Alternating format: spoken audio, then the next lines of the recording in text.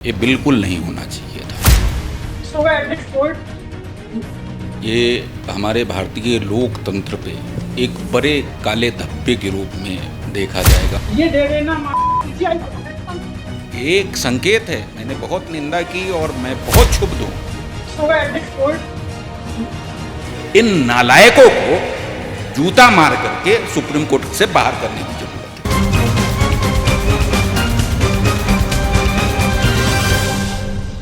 खबर supreme court से आई, ऐसी खबर जो सवाल भी उठाती है और ये बताती भी है कि हताशा किस स्तर तक जा सकती है उन लोगों के भीतर भी जो खुद न्यायपालिका का हिस्सा भी हैं, वकील भी हैं, पीड़ित भी हैं।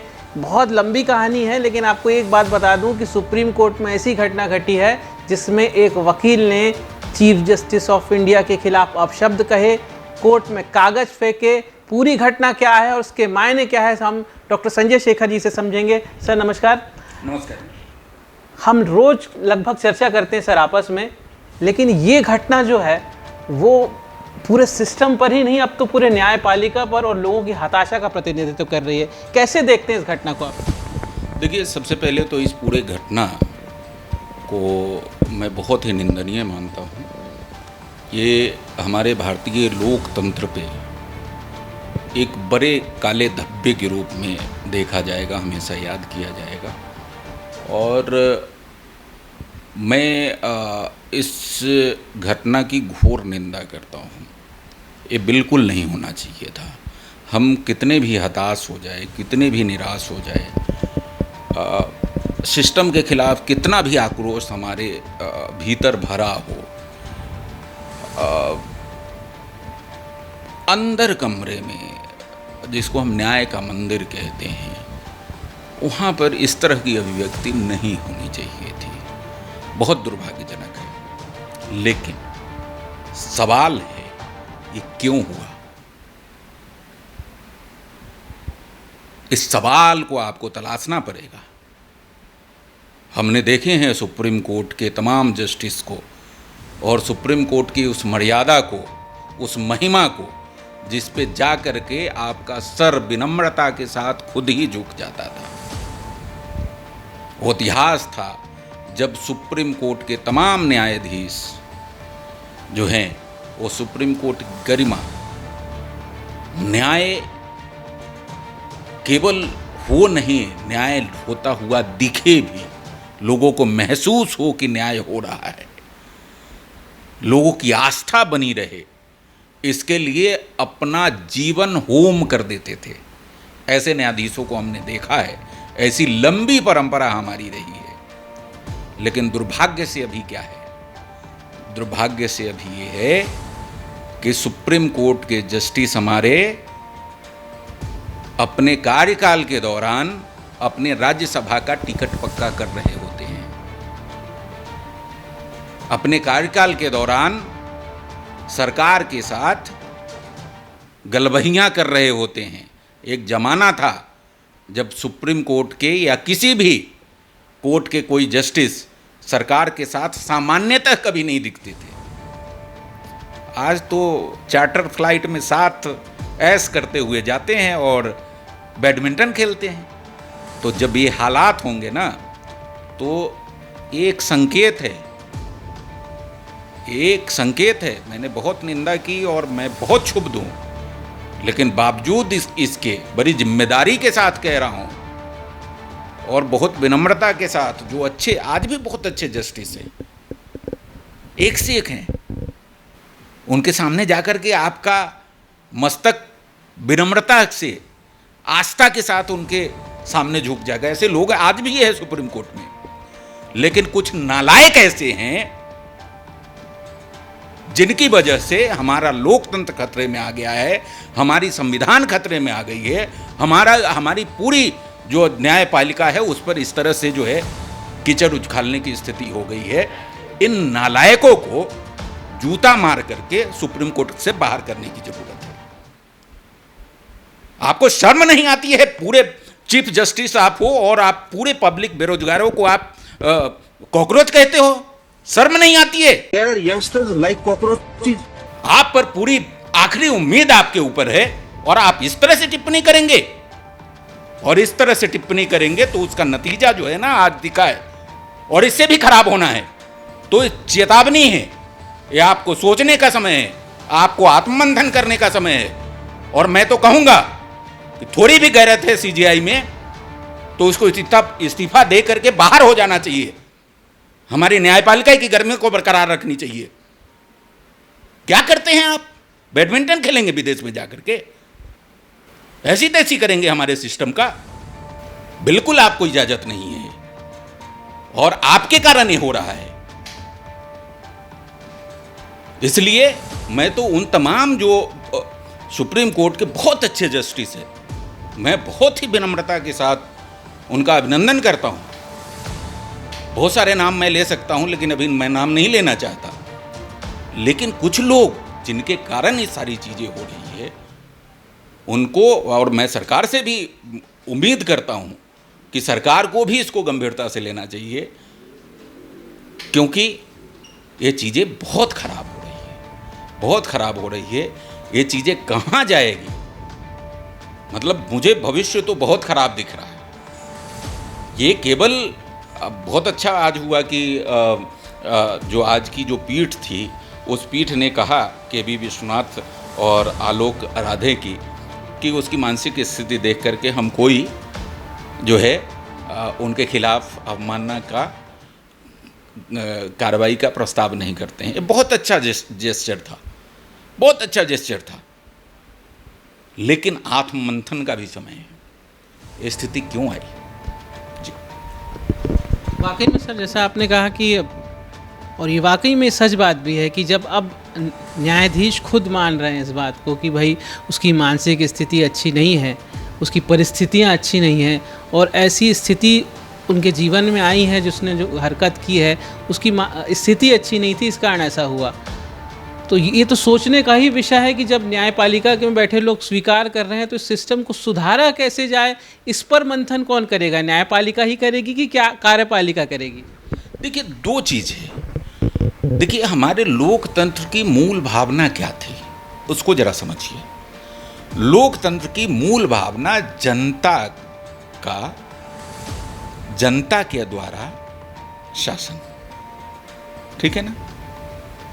आपकी भागीदारी से आपका अपना शासन, आपके लिए शासन है कहीं क्या? दूसरा, जितने भी हमारी ब्यूरोक्रेसी है, वो ब्यूरोक्रेसी क्या है? सर्वेंट है, सिविल सर्वेंट है क्या कहीं?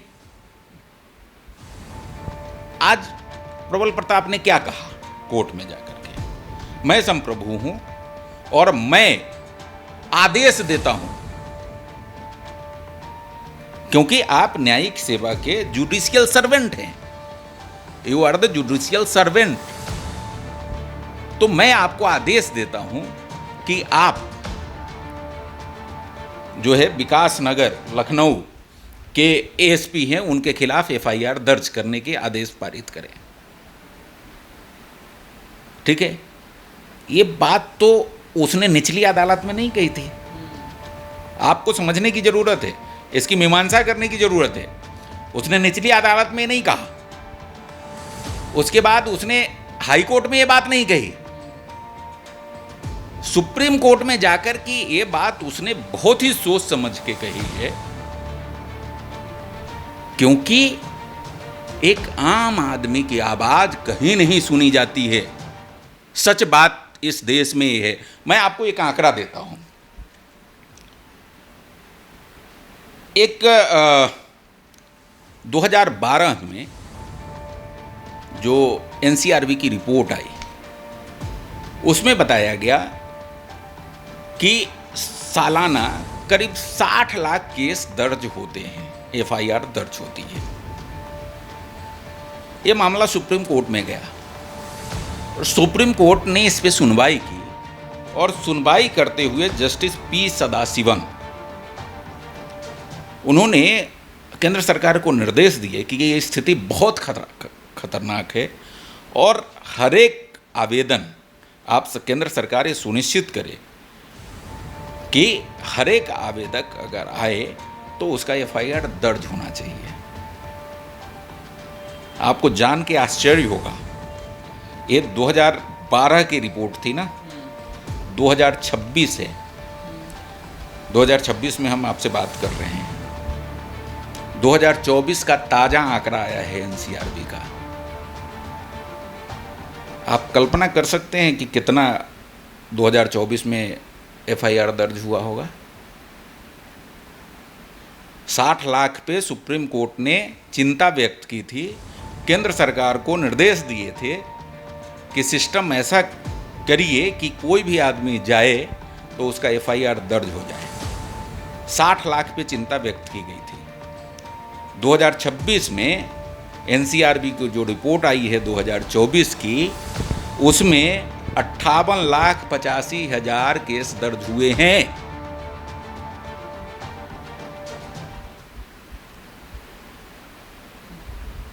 ये आंकड़े बता रहे हैं। दूसरा, आप किसी भी थाने में चले जाइए, आप पत्रकार हैं, मैं पत्रकार हूं, हमारी एफआईआर नहीं हो सकती। ये सच है। कोई आदमी जाए एफआईआर नहीं हो सकती, ये सच है। और एएसपी जैसे व्यक्ति के खिलाफ हो तो बात ही अलग है। सोच ही नहीं सकते हैं आप, कल्पना ही नहीं कर सकते हैं। तो ये सच है। इसको अगर आप ठीक नहीं करेंगे तो जूते भी उछाले जाएंगे, गालियां भी पड़ेंगी।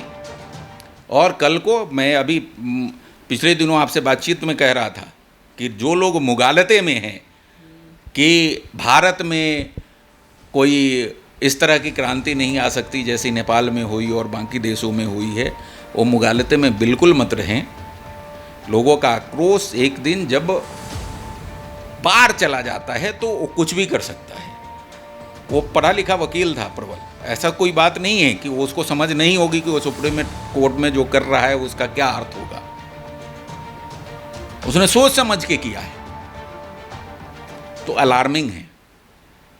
पूरे सिस्टम को समझने को जरूरत, सबसे ज़्यादा तो न्यायपालिका को समझने की ज़रूरत है, और उसके बाद बाकी जो पूरा सिस्टम है हमारी कार्यपालिका, उसको समझने की ज़रूरत है। क्योंकि इस तरह से नहीं, मैं बताया ना, मैंने तो आंकड़े रख दिए। 2012 में 60 लाख अगर एफआईआर दर्ज हुए थे तो सुप्रीम कोर्ट चिंतित था। 2026 में 58 लाख दर्ज हो रहे हैं, घट गया है। और जबकि अपराध का ग्राफ आप अंदाजा लगा लीजिए कितना बढ़ा है। तो इस स्थितियों को अगर आप ठीक नहीं करेंगे, मैं फिर कह रहा हूं, सुप्रीम कोर्ट में जो हुआ है वो हमारे लोकतंत्र के लिए काला धब्बा है, बहुत दुर्भाग्यजनक है, बहुत खराब स्थिति है। हम ऐसी कल्पना कभी नहीं कर सकते। लेकिन आपने जो बनाया है, आपने जो अपनी गरिमा गिराई है, आपने जो किया है, उसका भुगतना आप ही को पड़ेगा। और मैं बहुत विनम्रता के साथ फिर से कहता हूँ, सुप्रीम कोर्ट में बहुत अच्छे जस्टिस हैं, बहुत अच्छे वकील हैं, उन सबको बहुत आत्ममंथन करना चाहिए, बहुत चिंतन करना चाहिए। क्योंकि जो आखिरी उम्मीद है, वो आखिरी उम्मीद बुझने के बाद कुछ बचता नहीं। उसके बाद अराजक स्थिति पैदा होंगी, उसके बाद देश में कोहराम आ सकता है। इसलिए कृपया करके ये तमाम लोग उस चीज़ों को बचाएं। और आपके ऊपर बहुत बड़ी जिम्मेदारी है। कृपा करके आप जो है राज्यसभा का लोभ छोड़ें। कृपा करके आप बाद में जो है वो मानवाधिकार आयोग के अध्यक्ष बनने का और बाकी जो है पोस्ट रिटायरमेंट पोस्ट प्राप्त करने का मोह छोड़ें। क्योंकि उस मोह में आप रहेंगे, सरकार के साथ गलबहियां करेंगे, सरकार के साथ मैं अय्यासी कहूँगा, जो हो रहा था उसको अय्यासी करेंगे, तो लोग आपके कोर्ट में आकर के जिस तरह के अपशब्द का प्रयोग हुआ है वो भी करेंगे और उससे ज़्यादा भी हो सकता है। तो कृपा करके इस चीज़ को छोड़िए, आपके ऊपर बड़ी जिम्मेवारी है।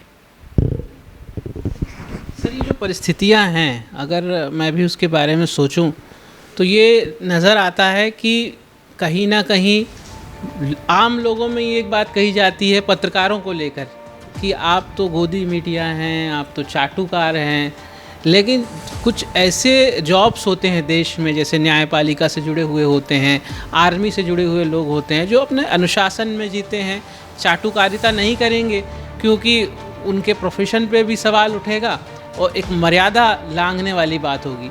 लेकिन बीते कुछ सालों में देखा है आर्मी से जुड़े हुए लोग राजनीति में चले जाते हैं और न्यायिक सेवा से जुड़े हुए लोग भी राजनीति में जाते हैं, जैसा कि आपने जिक्र भी किया।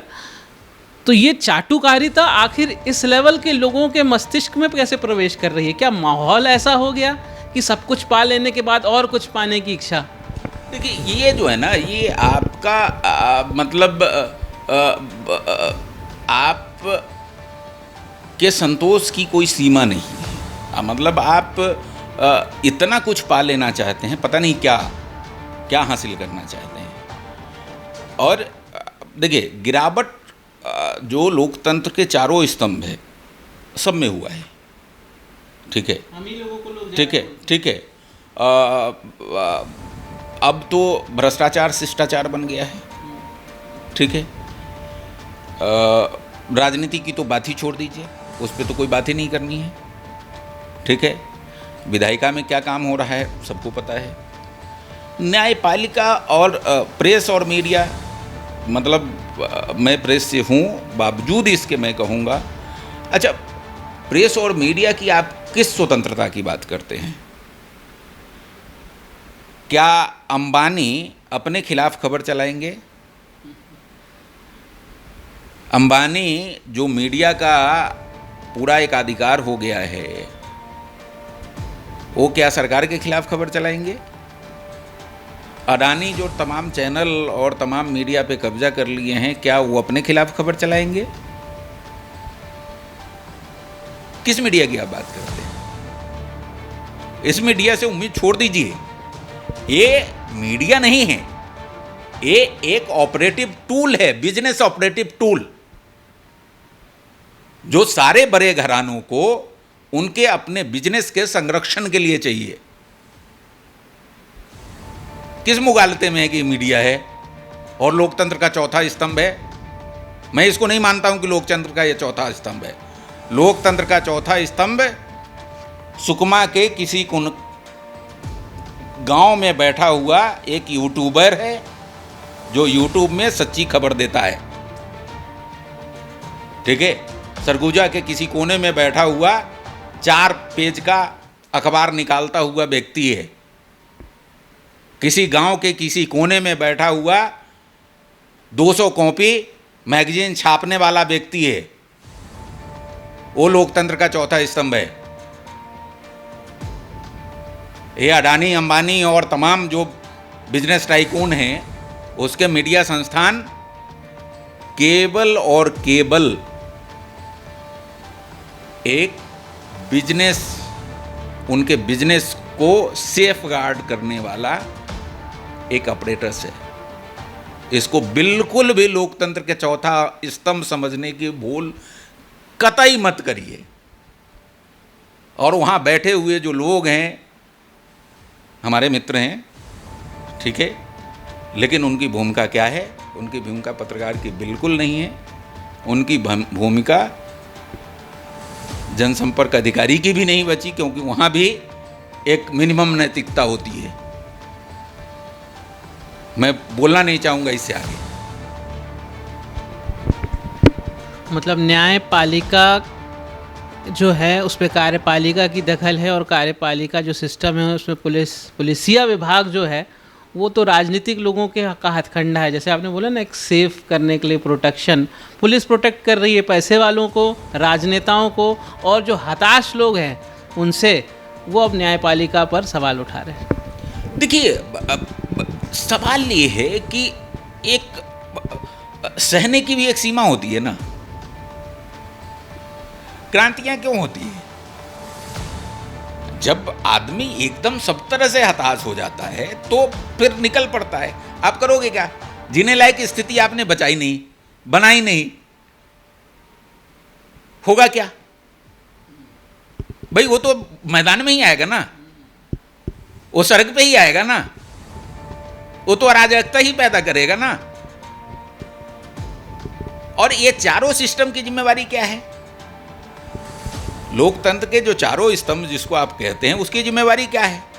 एक इंसान को उसके जीने के लिए जो न्यूनतम वातावरण और आवश्यकताएं हैं उसकी पूर्ति करना, सीधे सीधे अगर हम कहें तो। लेकिन ये सारे नालायक मिल करके आपके जीने की जो आपकी अपनी जिजीविषा है उसको खत्म करने पर लगे हुए हैं, तो क्या होगा? उसके बाद बहुत सारे लोग खुद जीने की खत्म कर लेते हैं और कुछ लोग कहते हैं ठीक है भाई चल अब दिखाता हूं मैं तुमको। तो ये स्थिति बहुत खतरनाक है। आप व्यक्ति के जीने के लिए एक बेहतर माहौल, एक बेहतर स्थिति बनाइए, कोशिश करिए उसमें। और मैं फिर कहूँगा, ऐसा नहीं है कि सिस्टम में अच्छे लोग नहीं हैं, बहुत अच्छे लोग हैं, लेकिन उनकी कहीं सुनने वाला नहीं है कोई। बहुत अच्छी पत्रकारिता आप करिए, बहुत सच बोलिए, ठीक है, अगले दिन नौकरी से निकाले जाएंगे, ठीक है। आप अपना कोई काम कर रहे हैं तो विज्ञापन बंद हो जाएगा, उसके बाद 4 जो है आपके ऑफिस में आ जाएंगे आपकी जांच करने, 4 FIR हो जाएंगे, ठीक है। उसके बाद ऑफिस तोड़े जाएंगे, घर तोड़े जाएंगे। ये सच्चाई है। और ये स्थिति जब आप पैदा कर देंगे तो आदमी क्या करेगा? तो इस चीज को आपको समझने की जरूरत है और बहुत अलार्मिंग है। मैं सारे लोगों से कहना चाहूंगा, जो भी ये 4 पार्ट हैं, लेकिन इन चारों में 3 तो नालायकी करता ही है। इन तीनों की नालायकी पे नकेल कसने की जिम्मेवारी आपकी है, न्यायपालिका की। आपसे ही ये तीनों डरते थे और आप अपनी जिम्मेदारी अगर भूल जाएंगे, आप भी उनके साथ गलबहियां कर लेंगे, तो आप माफी के काबिल कोई नहीं है।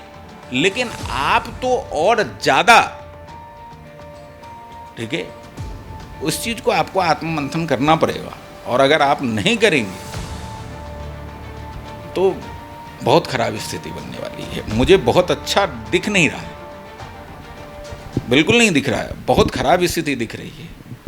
और ये अराजकता जो है ना, किसी भी देश के लिए, भारत जैसे देश के लिए, जब हम कल्पना करते हैं 2047 तक जो है हमारा भारत विकसित राष्ट्र की श्रेणी में आ जाएगा, उसमें इस तरह की स्थितियां बहुत खतरनाक है। तो पूरी चर्चा में आपने समझा कि न्यायपालिका, कार्यपालिका, विधायिका और एक चौथा जो स्तंभ होता है हमारा मीडिया का, अगर सारा सिस्टम ठीक रहे तो निराशा और हताशा तो रहेगी नहीं, लेकिन इस पूरे सिस्टम को कब्ज़ हो गया है और कब्ज़ को ठीक करने के लिए एक झटका तो ज़रूरी होता है। इस घटना ने वही झटका दिया है और सवाल है, हालांकि इस घटना की निंदा होनी चाहिए जैसा कि संजय जी ने कहा, लेकिन हाँ, हताशा ना हो उसके लिए भी जिम्मेदारों को अपनी जिम्मेदारी समझनी पड़ेगी। इस पूरी चर्चा का सार ये समझ आता है।